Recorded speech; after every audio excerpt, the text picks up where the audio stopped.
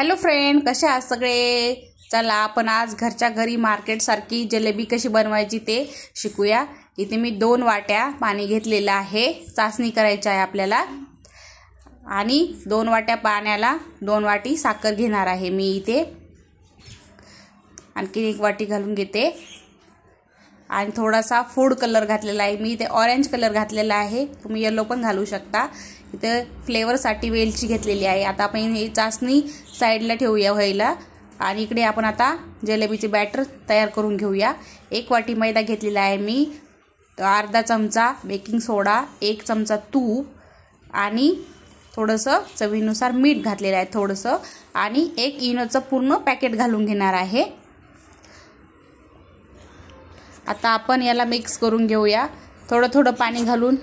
त्यात आपण त्याला छान असं स्मूथ बॅटर बनवणार आहोत। आता हातानेच बनवूया आपण, छान हाताने मस्त असं हलवलं जातं। हे बघा अशा प्रकारे। आणखी थोडं मी हे करून घेते त्याला स्मूथ। हे बघा झालंय आपलं स्मूथ बॅटर तयार। तर चला आपण आता कढई ठेवूया गॅसवर,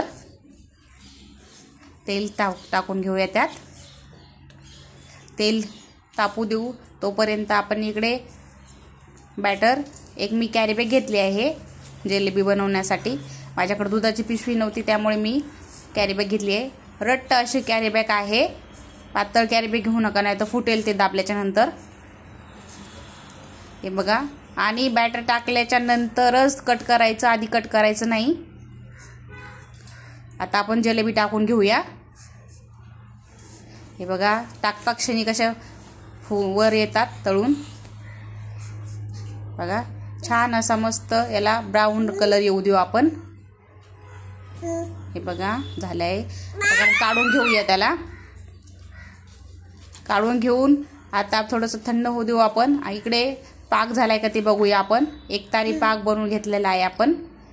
हे बघा तार कशी तुटते दाखवते तुम्हाला मी। हे बघा आता एक जलेबी थोडा वेळ 2 मिनिटं त्यात भिजू देऊया आणि एक काढून घेऊया आपण। हे बघा झाले आहेत आपल्या जलेबी रेडी। सर्व काढून घेते मी आता करून।